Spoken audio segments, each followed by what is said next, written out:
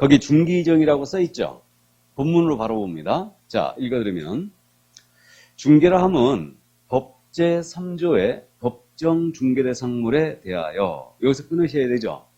거래 당사자 간에, 여기서 끊으시고, 매매기관 임대차 그 밖의 권리의 득실 변경한 행위를 여기서 끊으시고 알선하는 것을 말한다. 이게 중개라고 정의했어요. 자, 그럼 이제 중기정의거든요. 네 가닥으로 나눴습니다. 먼저 법정 중개대상물이라고 그랬어요.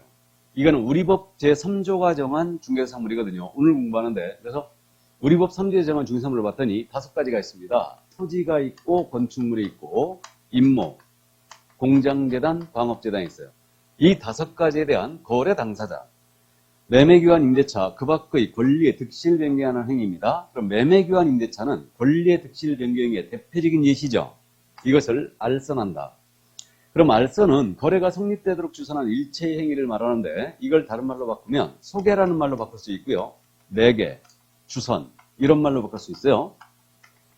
그래서 중개라는 것은 이 5가지 물건에 대한 당사자 간의 거래를 소개하는 거예요. 이게 바로 중개다.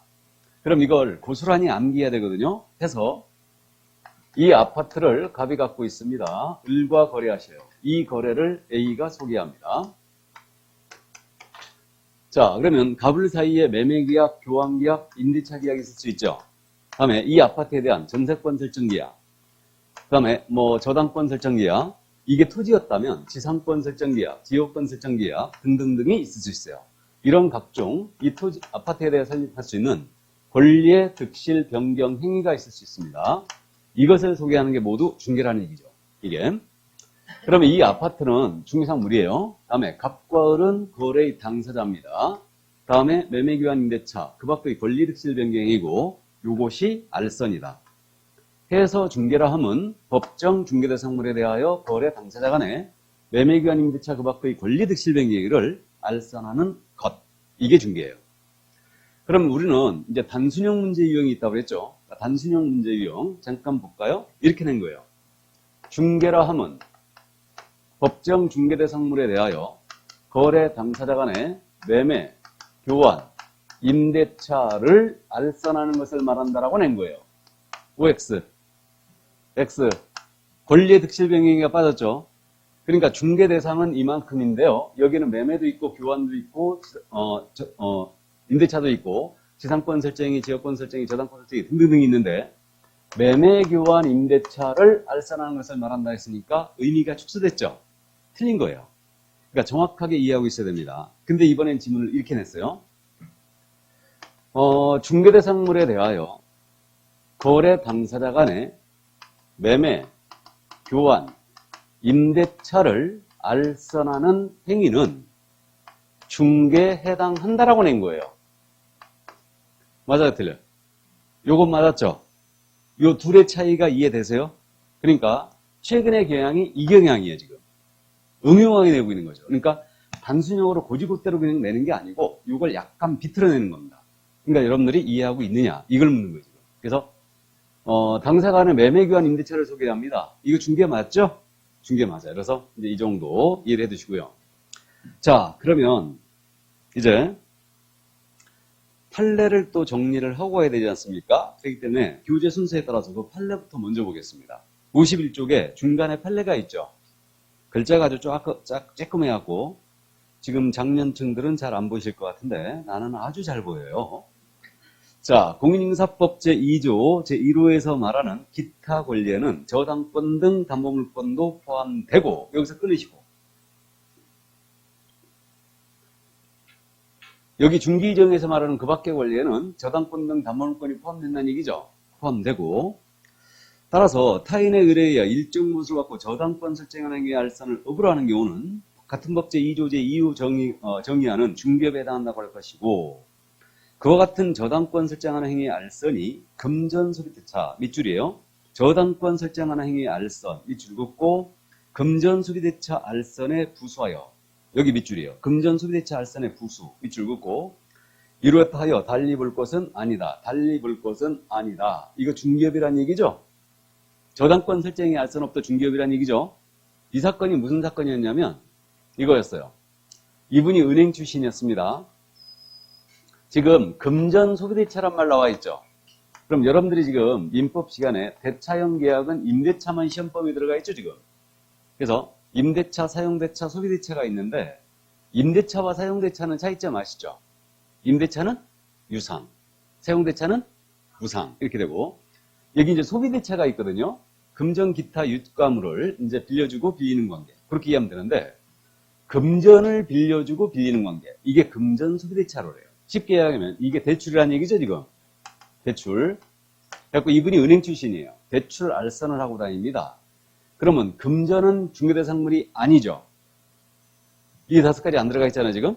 그럼 요것만 소개했다면 이거는 중개가 아니에요. 근데 금전 소비대차 계약을 소개를 하면서 저당권 설정이 알선을 같이 하고 다닌 거예요, 지금. 주택에도 저당 잡아야 되죠. 요 부분은 부수적으로 하더라도 지금 중개업이라는 얘기죠. 이게. 그래서 이제 무등록 중개업으로 처벌한 사건이었습니다. 이거는. 그래서 금전 소비대차 계약에 부수하여 저당권 설정이 알선을 억울했다. 그래도 이건 중개업이다. 이게. 그러면 이제 여기서 잠깐 또 짚고 갑니다. 이걸 끊었는데 한번 거기 법제 2조 제1호에서 말하는 기타 권리는 저당권 등 담보물권도 포함되고 이랬죠, 지금. 지문을 이렇게 냈거든요. 중개 대상인 권리에는 저당권 등 담보물권이 포함된다라고 낸 거예요. 저당권 등 담보물권이 포함된다. 이렇게 된 거예요. 지문을. OX. 중개 대상인 권리에는 저당권 등 담보물권이 포함된다라고 낸 겁니다. 맞았어요? 틀렸어요? O. 확실히 맞았어요? 자, 그럼 맞습니다. 우리 담보물권 알고 있죠? 담보물권이 뭐예요? 유질저. 맞아요? 유질저죠. 점소, 지지전, 유질저죠? 우리 팔물권이. 점소, 지지전, 유질저. 그죠? 이게 담보물권이에요. 그럼 지지전은 용익물권이죠? 그렇게 됩니다. 그러면 용익물권, 담보물권 합치면 제한물권. 맞습니까? 우리 일순환 하신 분은 아셔요. 자, 여기 담보물권이 유질전인데 우리 질권은 중개대상 권리에 해당한다, 안 한다? 안 한다. 이건 중개대상 권리가 아니죠. 근데 중개대상인 권리에는 저당권 등 담보물권이 포함된다라고 낸 거예요. 맞은 거 맞아요?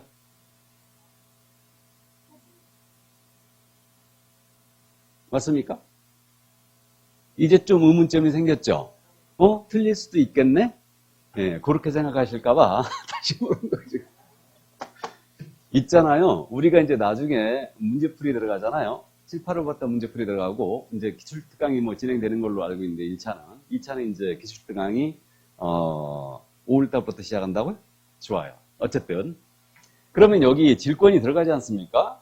그러니까 우리가 주의해야 될 게 그거예요. 예외를 생각하여 원칙적인 질문이 틀렸다고 하시면 안 된다. 그러니까 맞은 거예요, 이거는. 중개대상 권리에는 저당권 등 담보물권이 포함됩니다. 단 질권은 제외예요. 뭔 말인지 아셨죠? 그러니까 원칙적인 지문을 내면 이건 맞았다. 아셨죠? 근데 출제자 입장에서 보면 이거를 끝까지 담보물권에 질권 들어갔는데 뭔 얘기야? 질권은 안 들어갔는데 이거 틀렸다라고 주장하는 견해가 있을 수 있죠. 그럼 출제자 입장에서는 상당히 피곤하지 않습니까? 태클 들어오면? 그죠? 그러니까 요즘 시험이 명피하게 내버립니다. 그냥. 이렇게 안 내요. 이렇게 내지도 않고 아예 중개대상 권리에는 저당권은 포함되지 않는다. 이렇게 내버려요. 그냥. 이해되십니까? 그러니까 이제 기출을 풀어보면요. 명쾌합니다. 제가 제일 듣기 싫어하는 말이 뭔지 아십니까? 중개사법은 맨 장난만 쳐. 이 말 제일 듣기 싫어요. 제가 그럼 속으로 뭐라고 하냐면요. 공부도 못하면서 중개사법을 진짜 해봤냐? 해보지도 않았으면서 그런 소리 하고 다닌다고요. 공부 잘하는 사람 절대 그런 얘기 안 해요. 그러니까 어쨌든 근데 뭐 장난치는 지문이 있긴 있어요. 예, 있긴 있습니다. 있긴 있는데 중개사법 장난치는 과목 아닙니다. 명쾌하게 냅니다, 문제. 그러니까 애매모호한 건 절대 안 내요. 이게. 특히 이제 여러분들이 모의고사를 이제 시작되죠?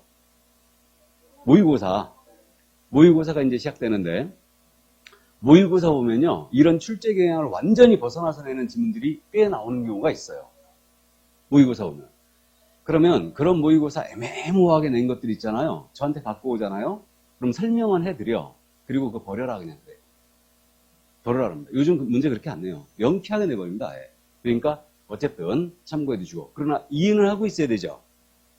그러니까 저당권 등 담보권이 포함됩니다. 단 질권 제외예요. 그래서 여러분들 민법 시험 범위에 질권이 빠져 있죠? 질권이 빠져 있어요. 시험 범위에. 질권은 지금 부동산에 성립하는 중개상 원리가 아니죠. 그러니까 중개상 원리가 아니니까 시험 범위를 제외시킨 거예요. 질권을.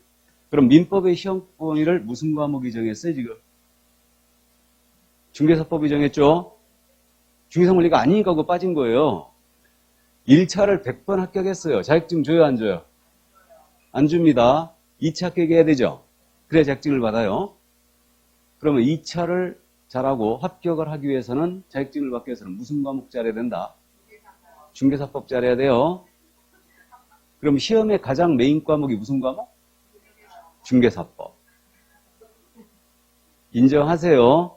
예, 그래서 민법 아무리 잘해도 소용없어요. 자격증 안 줍니다. 2차를 잘해야 되죠, 역시.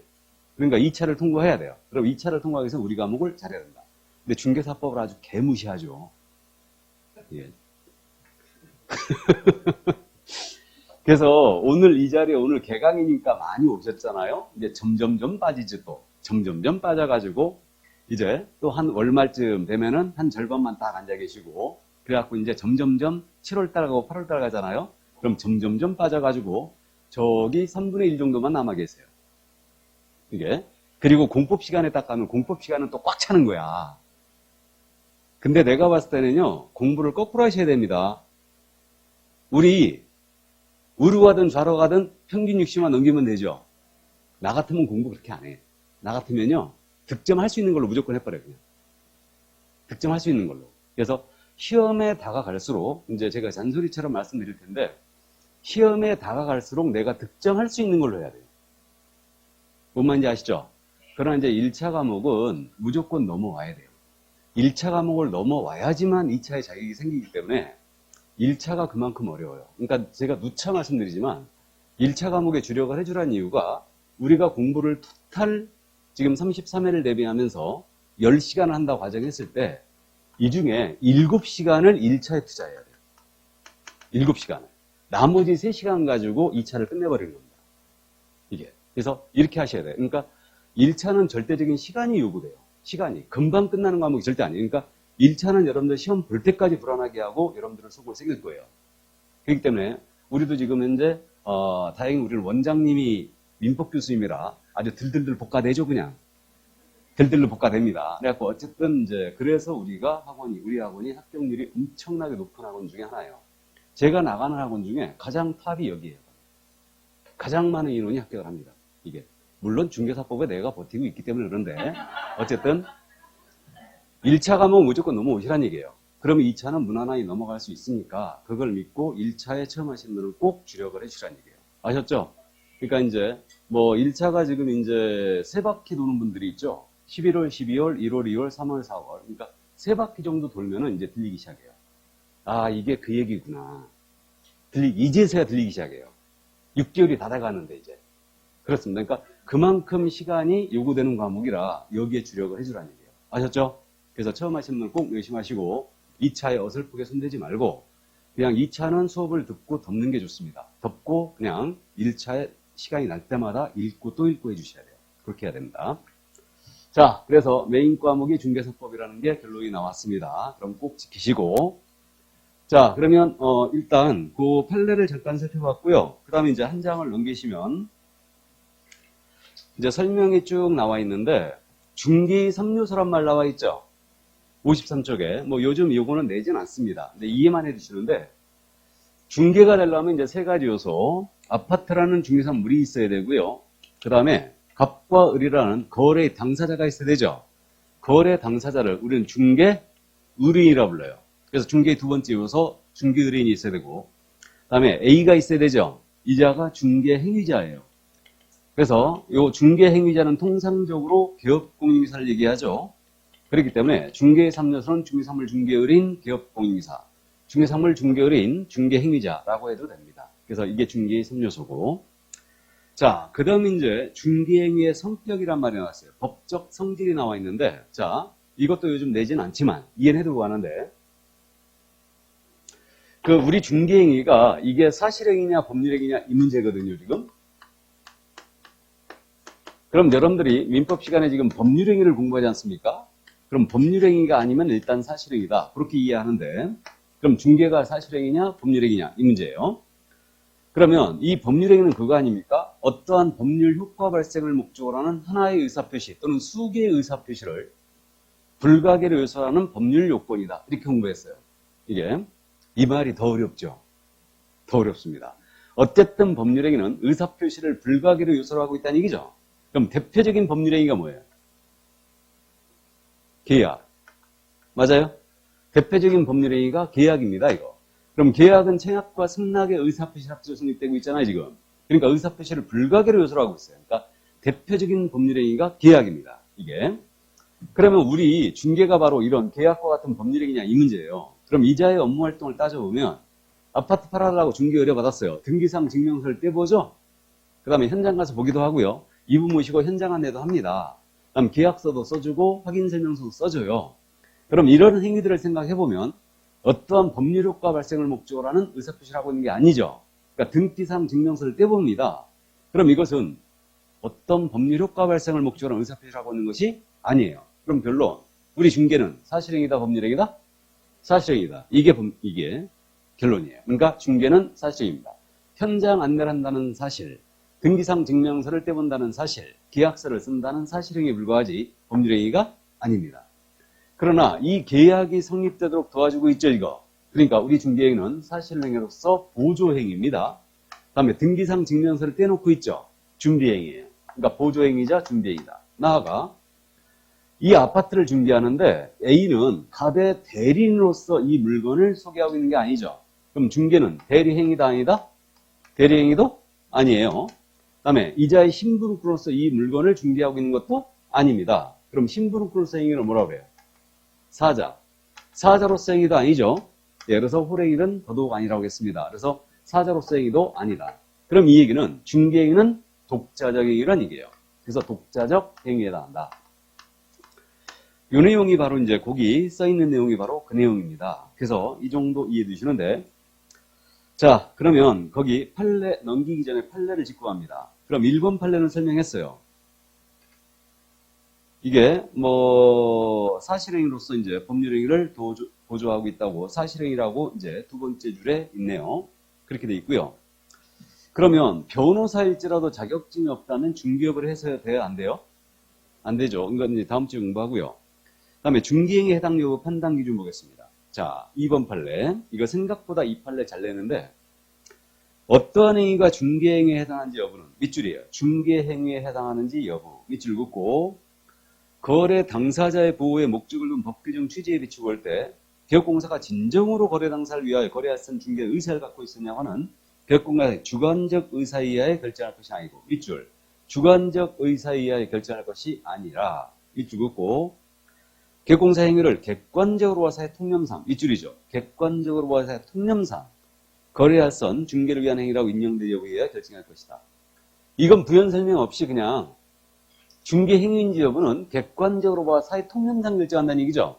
이 얘기예요. 자, 그 다음 3번 판례 보겠습니다. 바로 일방 당사자에 의뢰한 중개도 중개법에 해당하는지 여부 그랬는데 그러면 우리 개업공사는 거래의 쌍방 당사자부터 모두 중개 의뢰를 받아야만 하는 것은 아니며 거래 일방 당사자에 의뢰하여 중개사물의 매매, 교환, 임대차, 그 밖의 권리의 득실 변경 행위를 알선하는 경우도 포함한다. 포함된다 밑줄 그으면 되죠. 그러면 이거 쌍방의 의뢰뿐만 아니고 일방으로부터 의뢰받아 중개를 해도 중개에 해당될 수 있다는 얘기죠. 그 얘기입니다. 자, 넘어갑니다, 이제.